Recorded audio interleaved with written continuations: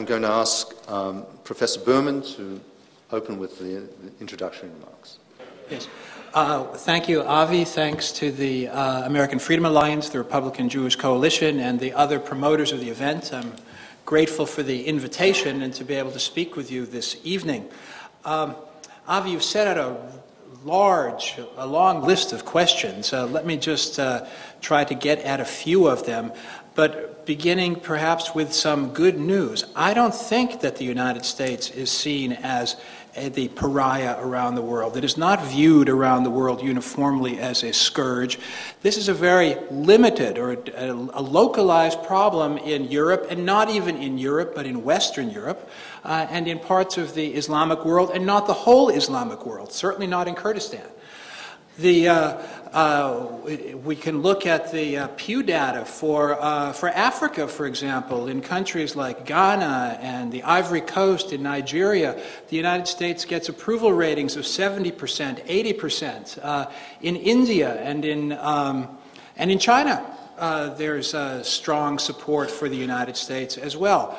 What we're facing is declining positive judgments on the United States, above all in Western Europe. This is, of course, not insignificant. The Western European countries are societies very much like ours, traditional allies from for a century or more. So we should certainly wonder about this. But let us not proceed into this discussion assuming that we've already lost and that the whole world is against us. This is not the case. This is a European problem and a largely Arab Muslim problem. Now, the question you posed was, is this hostility to the United States a function of policies, or does it have to do with something else? And let me step back from that question for a moment. Generally, I argue, and I will argue tonight, that it is something else, that there are cultural predispositions in the various venues that we have to pay close attention to in order to understand why anti-Americanism can be mobilized at particular moments by politicians who want to use it. But in a sense, one should say, yes, anti-Americanism is a result of American policies, but not policies in the small sense, but the role that the United States has played in the world for the past 100 years. For long historical reasons, which, Professor, I would like to go on about at great length, I won't. The United States has been the promoter of freedom around the world. It has been the promoter of political freedom, which we call democracy, and it's been the promoter of economic freedom, that we call capitalism. And if we take the importance of freedom seriously, then that means that we have to understand that there's going to be resistance to freedom.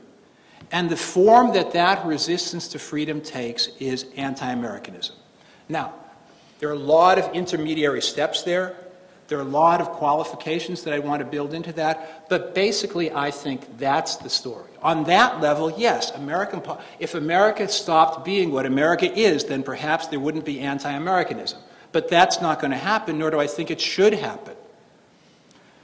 Again, doesn't mean that our State Department couldn't do a better job, doesn't mean that we couldn't be smarter in cultural foreign policy. Yes, of course, but that's policy wonkery. There's a deep question here.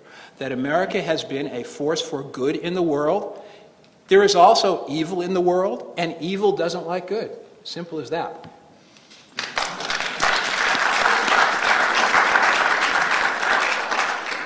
Now, when I say that there are cultural predispositions, this means that in different societies, we should pay attention to their local traditions, their local experiences.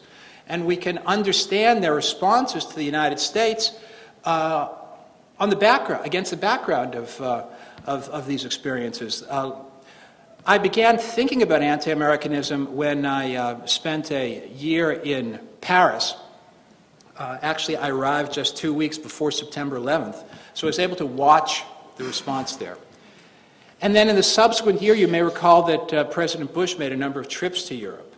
And in Western Europe, he was greeted by hostile crowds, and 6 months later, when he went to a NATO summit in Prague and traveled through Eastern Europe, he was greeted by friendly, welcoming crowds.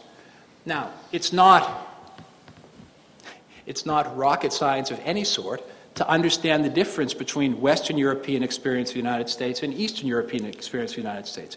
In Central Eastern Europe to today, with the possible exception of East Germany, there is a pro-American bonus that comes as a reflection of the memory, of the living memory of the role that the United States played in the defeat of the Soviet Empire, which had colonized Central Europe.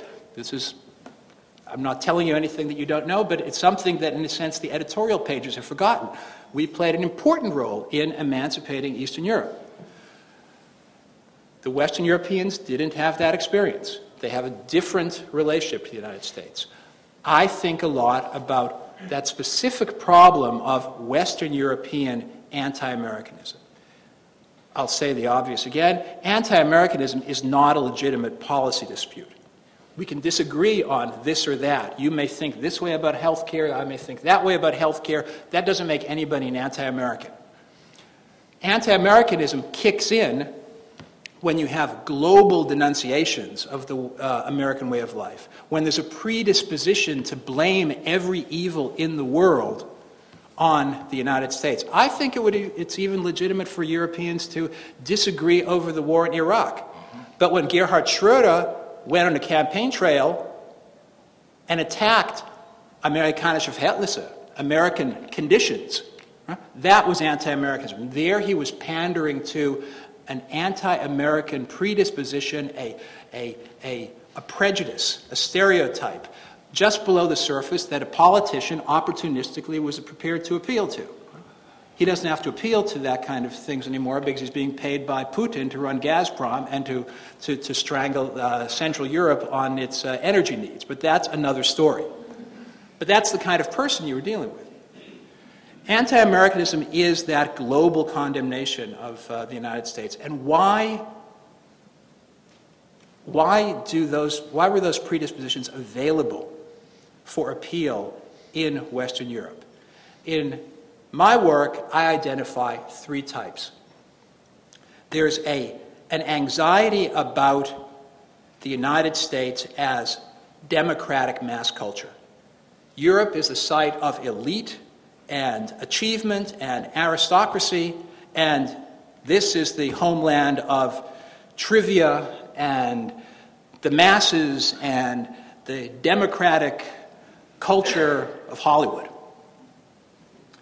The Europeans look down on us. That's one aspect of this. This is an old aspect. It goes back to the 18th century, perhaps earlier, and I'm sure that Professor Markovitz is going to talk about this, I believe.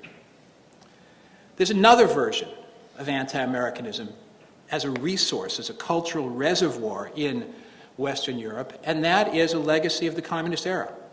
We shouldn't forget that the communist apparatus was a very powerful propaganda machine, and it has left imprints of hostility to capitalism, which means hostility to the United States, in much of Europe, especially in Western Europe. East Europeans tend to be too smart because they experienced it.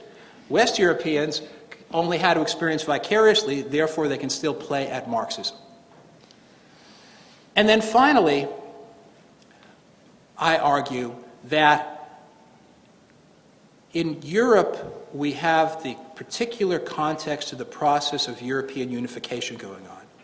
The individual West European states, not only West anymore, are giving up their national institutions, their national traditions, their national sovereignty, and transferring it to the mega bureaucracy of Strasbourg and Brussels. Most Europeans experience the EU as bureaucracy, beyond democratic reach, and I think that on some level they resent that. At the same time, they look to the United States, which is a country that has insisted on sovereignty, insisted on independence, has been very reluctant to engage in the game of international treaties. And they're jealous. And the effect of anti-Americanism is an expression of that European concern that how come the United States can remain sovereign, dares to remain sovereign, dares to represent national freedom when we have to submit to Brussels and Strasbourg. So that's a third kind of anti-Americanism. In reality, They all mix together. Now, one final comment. I think there's another source of anti-Americanism, and that is America. I think Americans tend, as a culture, to be extraordinarily self-critical. This is, I believe, part of the Puritan legacy. The Puritans saw themselves as the most sinful, and part of our culture still operates with that discourse of finding fault only with ourselves. Now, that would all be quaint and eccentric and New England, except that this country also has an enormously powerful media apparatus, a big part of it not far from here, that sends images of the United States around the world. We're educating the world in our own excessive self-scrutiny and self-criticism. And in that sense, anti-Americanism, we should say, self-critically, is also an American export product.